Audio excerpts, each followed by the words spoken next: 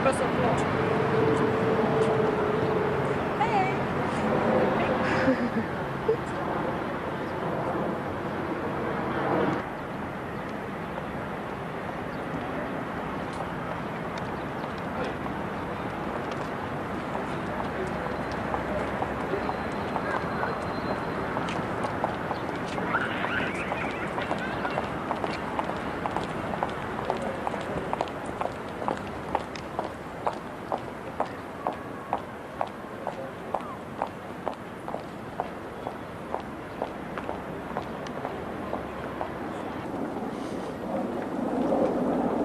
Un avion pe cerul Londrei. Please.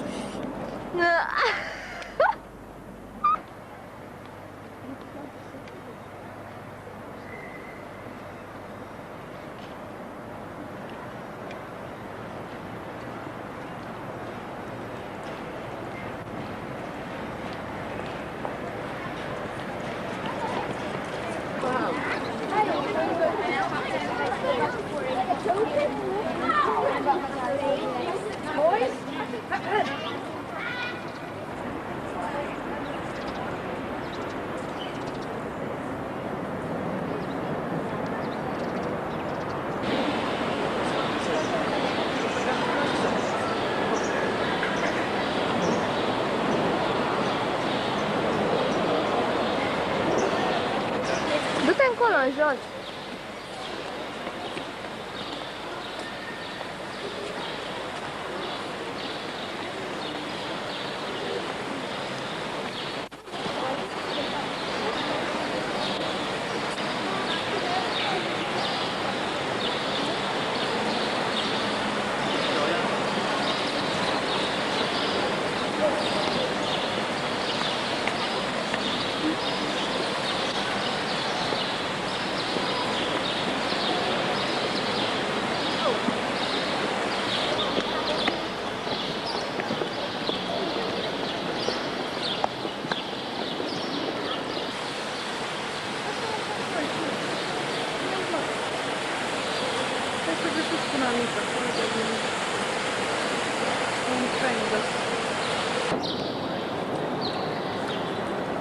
Exact.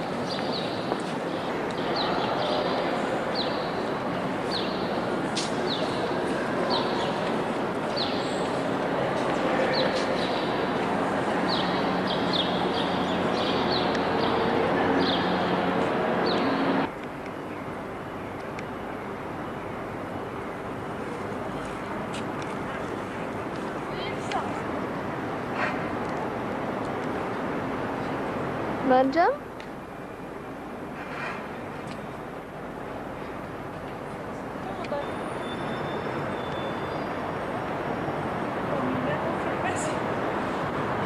Pe tine te filmam.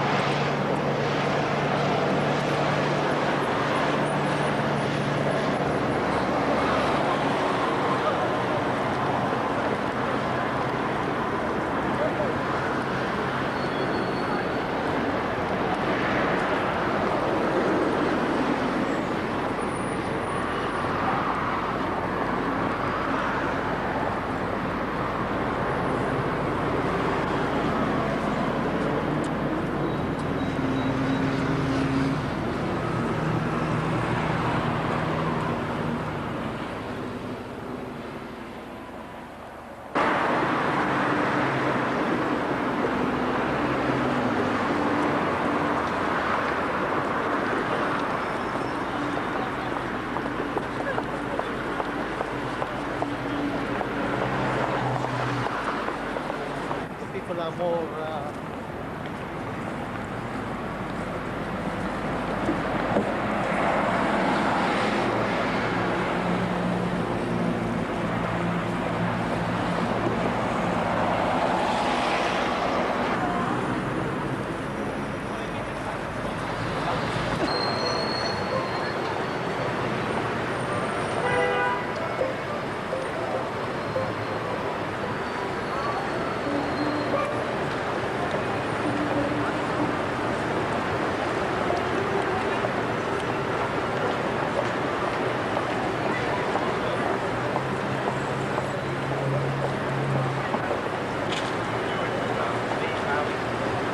Everybody.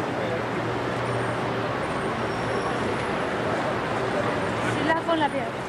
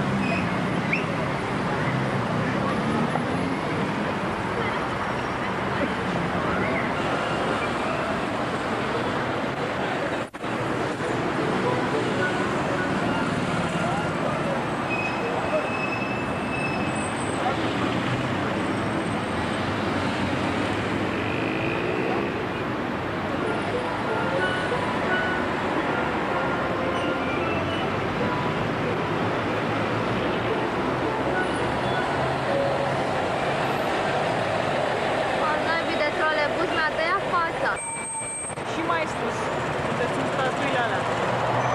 London Pavilion.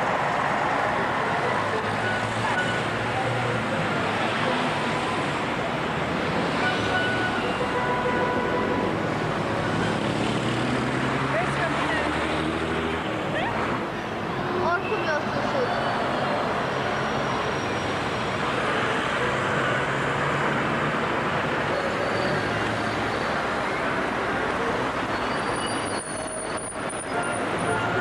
Dar unde e Big Ben-ul?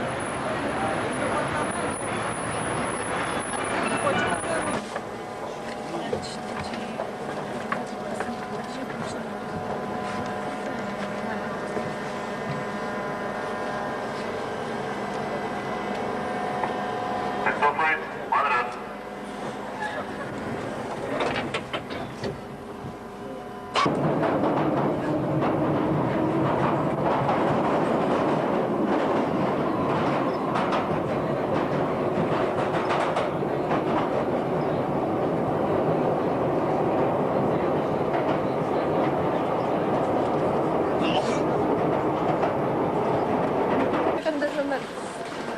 Dacă te ține așa.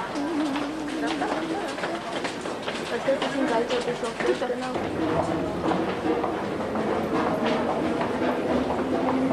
Aoleu, e ăla care cântă.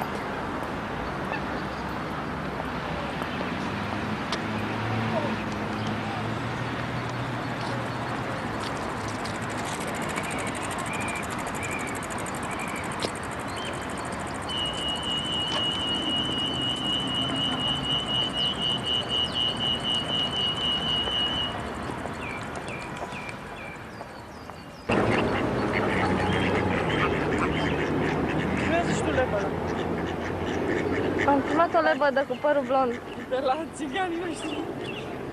Ce faci frumoasă! Vai, zapăcită!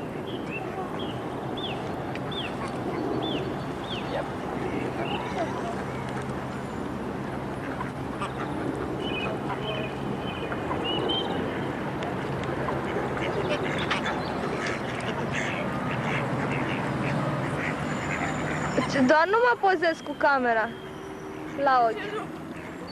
Ești nebună, mă pozez cu camera la ochi? Te bați și eu te-am apropiat cu aparatul de fotografiat. Hai să mergem pe Londra, haioasă sunt. Ce mișto e! Nu știu, poară mică ce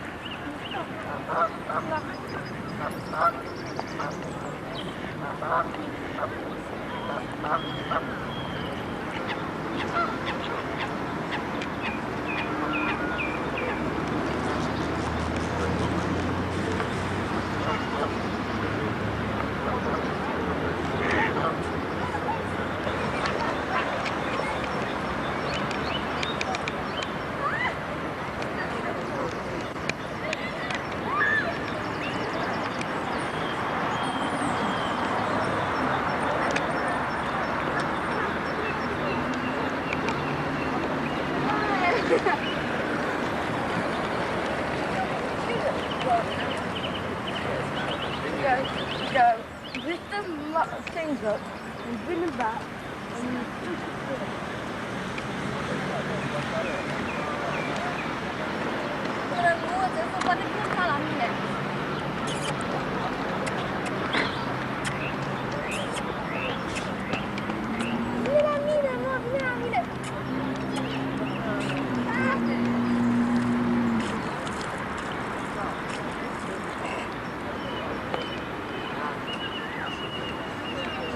Cad în apă.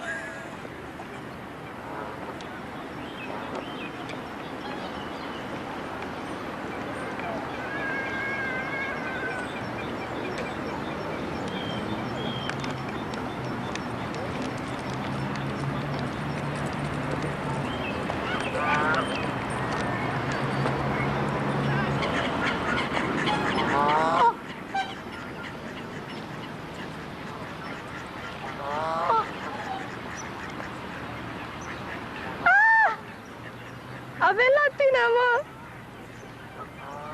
Dana, te mai trezești ca atunci cu cerbul.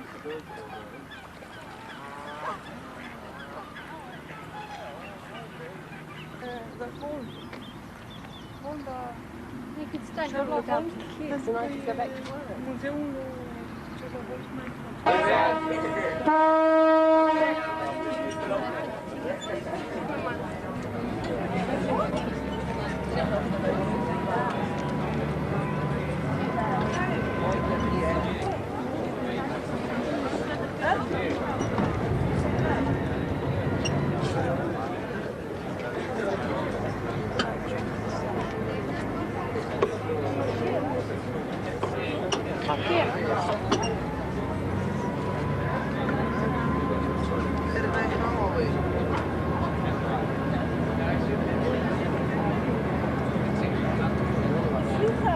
Deci putura asta părul în fața mea, dar nu se poate.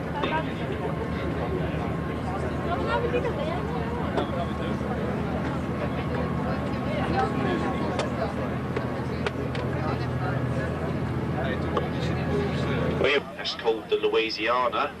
It's actually owned by a very famous person, Alan Sugar. Heard of Alan Sugar? He actually owns a Tottenham Football Club, also Amstrad. Here we go, that's his vessel to your right. It's worth about £6 million.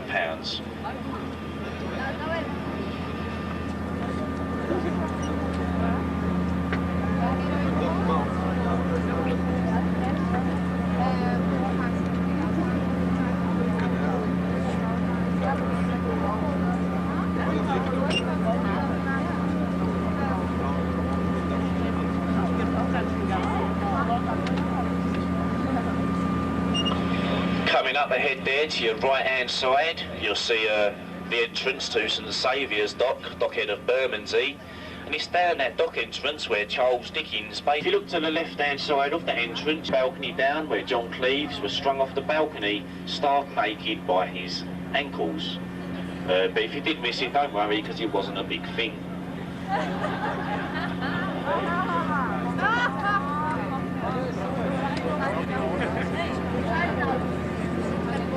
Tree in the garden, well, that's the home of Michael Crawford.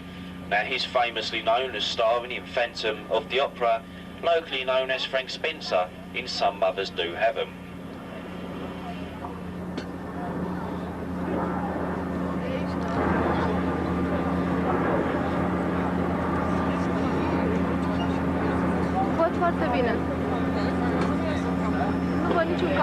Coming up ahead there to your left-hand side, you'll see a building, the cream and blue building, sticking out into the river. Letter E. Well, that E stands for execution dock. Years ago, traitors would be brought to this point. At low tide, like it is now, they would be chained to the river's bed and have 3 tides pass above their head before being pronounced as dead. Now, this was all done by the horrible hanging Judge Jeffreys. He used to sit on the opposite shore, ahead there to your right, in that cream and blue pub called the Angel, drinking his pint of ale, watching his victims drown, finding it quite amusing. The last person to die in this manner was Captain Kidd in 1701. That cream and blue building is actually a repair centre for all the police boats, because a little further ahead there to your left, we do actually have the Thames Division Police of Wapping. They're said to be the oldest uniformed police force in the world. They date back 10 years before the Bow Street Runners. They actually patrol the river 24 hours a day, just like the cars do on the streets of London. And it was the ship which sailed to Plymouth to pick up the Pilgrim Fathers, then set sail to find the new land, which we now know as America. There's been a small pub renamed the Mayflower there to your right, that white building with a black roof. Look on the roof, you'll see a weather vane. That's a replica of the ship itself. Banks of the River Thames. This one's called the Prospects of Whitby. It's a small black and white building there, and that dates back to 1520. Now, it's from that pub where the 2 famous artists, Whistler and Turner, they painted their riverside views from that veranda. It's also from that pub where the press gangs used to operate. So if you was a young lad who had a pint too many, you'd get a bash over the head. When you woke up, you would be miles out to sea and press ganged into the Navy. Because there weren't many volunteers for the Navy in them days.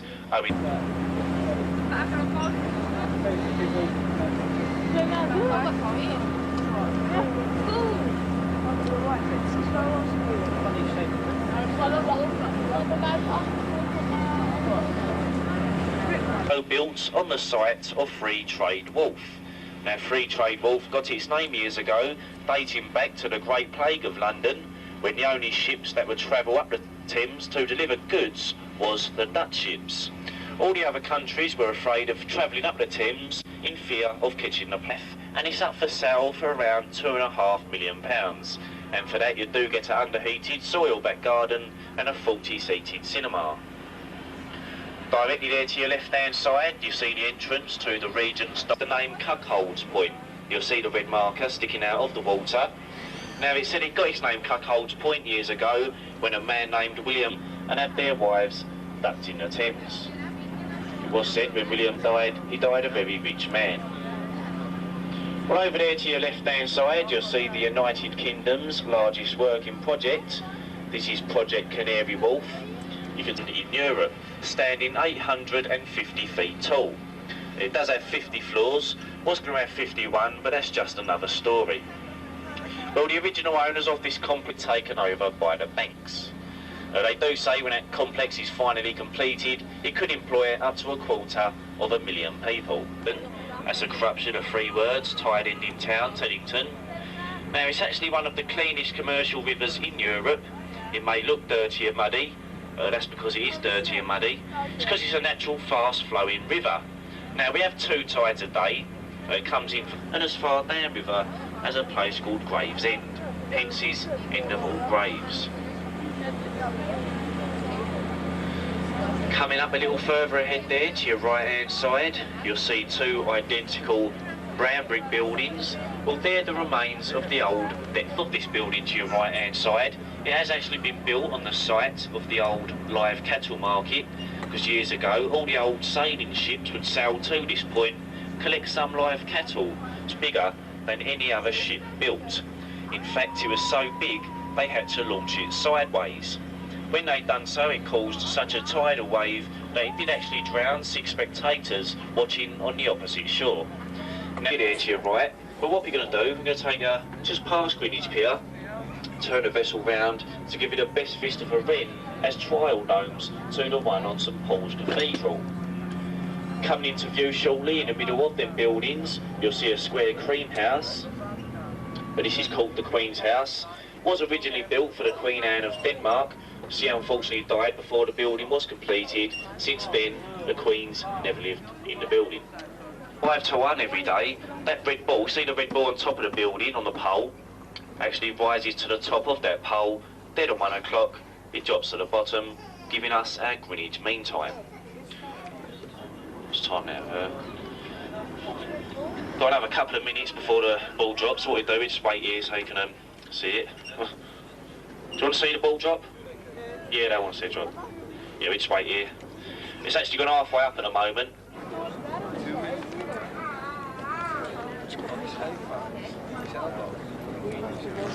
Frumoasă clădirea asta, mai e foarte mișto. Ai luat-o? Da? Mișto. Ai râlei. Râlei, cred că. Omul controlează. Are ce nu văd? Voi înapoi anume. Probabil din cauza You still see it? Yeah. Din cauza mea? Nu, din cauza soarelui nu se vede bine. Am avut senzația că e negru. Ai impresia că nu vezi nimic? Da, din cauza soarelui. Dar e foarte mișto că se vede. Mă enervează englezoica aia din față, prostă și tâmpită. Nu pot să văd nimic de ea, iar să mă gătă. Dacă mine mă vezi? O ține te văd, da, prostă aia se vând. Yeah, we got that. Old country home!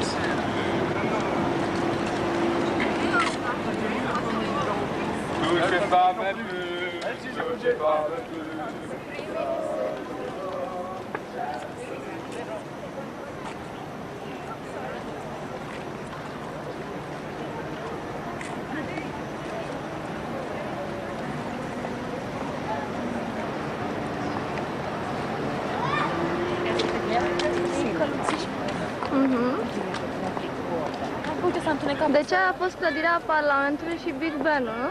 Da, uite, poți să iei acum Big Ben. Nu știu cum e Ce vrea ora să de la fac? Big Ben, nu? Cred că bat clopotele undeva pe aici. Pentru cine bat clopotele, mitică? Nu știu.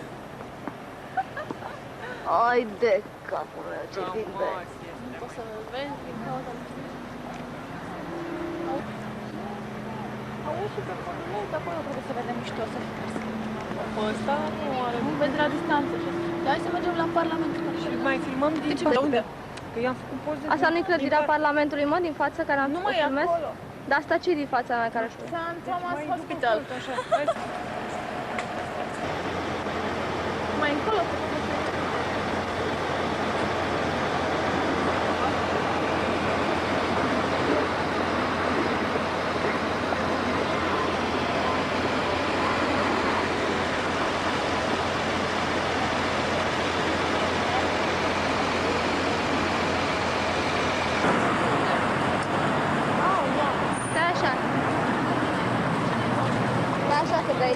luat din poziția asta. Da, uite, aici mai mișto. Uite-mă că acum îmi indică baterie pe terminată. Ha.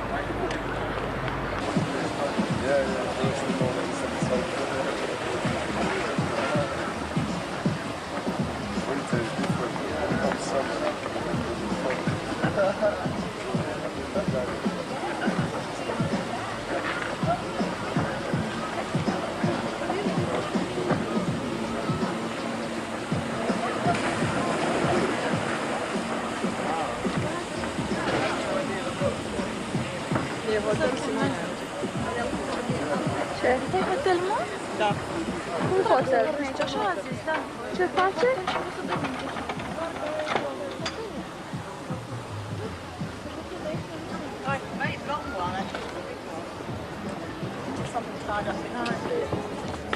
There's a rowboat. That was nice.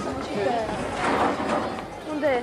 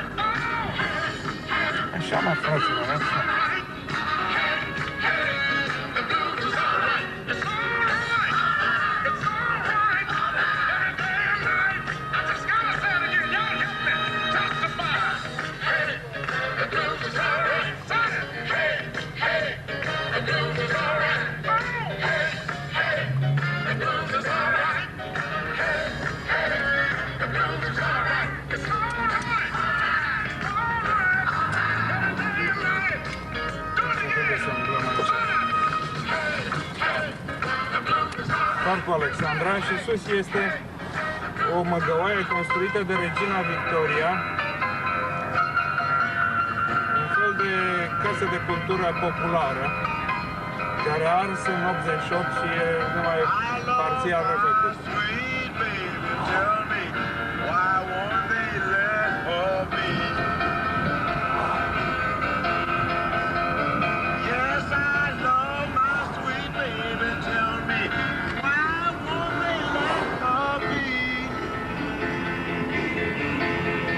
Acolo o să apară în față și patinoar în măgăoaie.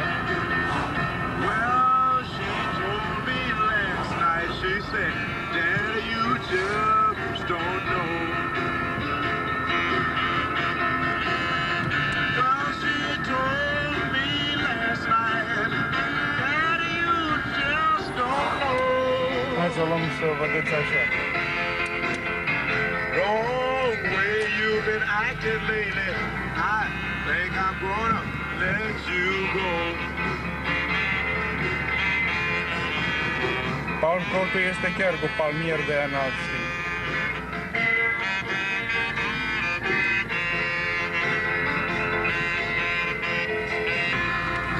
E imens. Întinsă câte plăcere.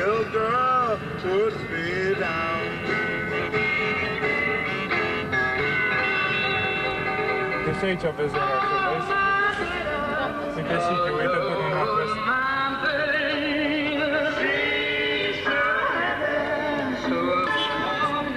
Ai vrea să mă duc la mașină, eventual? 20.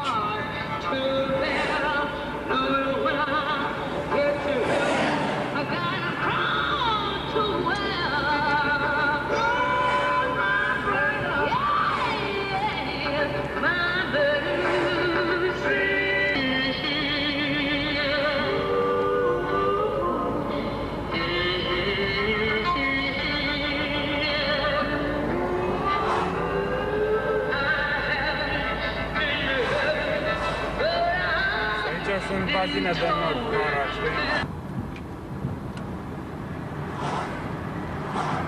Deci e o măgăoaie imensă care se numește Shopping City. Asta care se face în față, da? O să fie închisă. Aia rotundă? Da, păi se întinde cât o plăcintă. Aia e parcarea ce vezi tu, rotundă.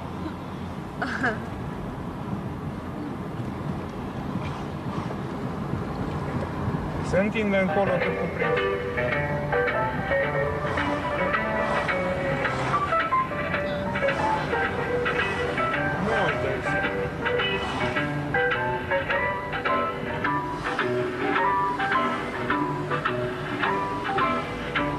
Este cartier de turci. Asta e. Adică populația străină predominant turcă. Îmi scrie pe ecran tape end.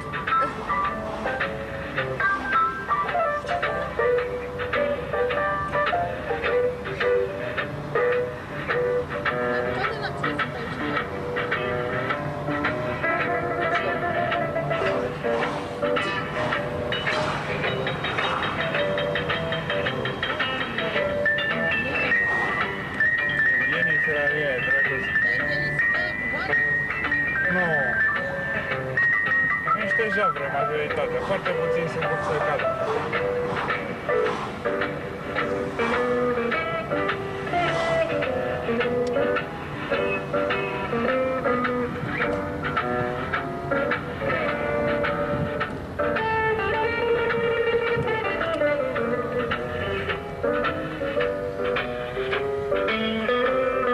Poate bine de amă.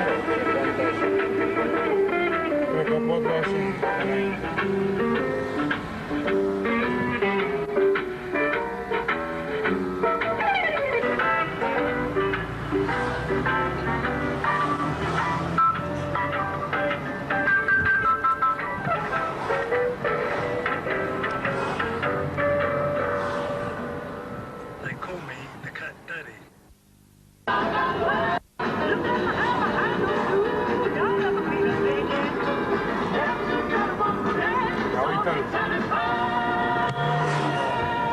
sus. Into each life, a little rain must fall. And you know, every day cannot be sunny. Every smile is not a song to all you lovers out there. Because maybe you have a loved one that's far, far away. Maybe he's across the street, or maybe she's just in another town. You know, I can imagine when you're all alone in the way we're out there tonight. Why don't you get yourself a piece of paper and a pencil and sit down and Lord have mercy decide to write. Asta trecem podul peste șoseaua circulară internă. But let me tell you something you can say. You can say, darling, your precious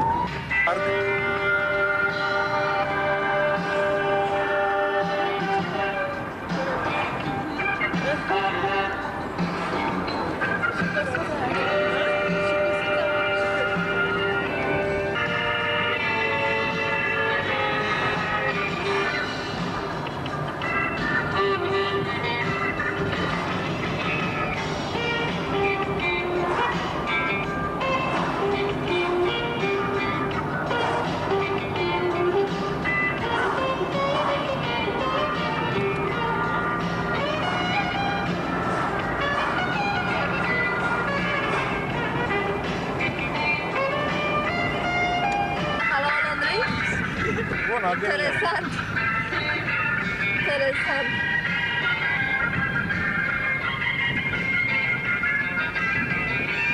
Nu vezi străzile, sunt numai găuri. Asta-s găuri. Da. Hai de mine. Dar acum trebuie să merg și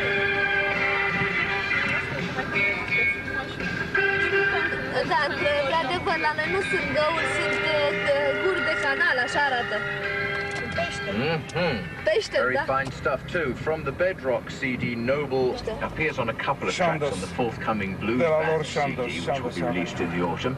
And I sort of slide that one in order to remind you, in case you wanted reminding, that the Blues Band are playing a lovely, enormous, open-air, free gig at Canary Wharf this coming Wednesday in the company of people like 9 Below Zero and excellent stuff like that. God bless Uite ce frumos e pomul ăla. Ăla este sud-african. Even in the morning. Ce, ai văzut coniferul ăla ciudat? I say God. Blessed Allah.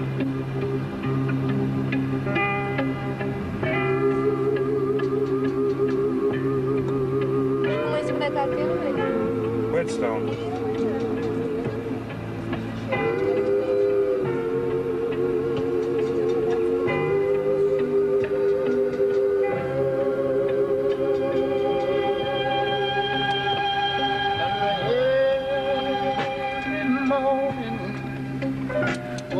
Asta e strada mea.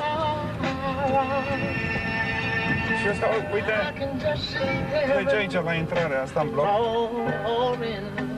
Asta, uite aici sus. Mergem la cârciumă să păpăm?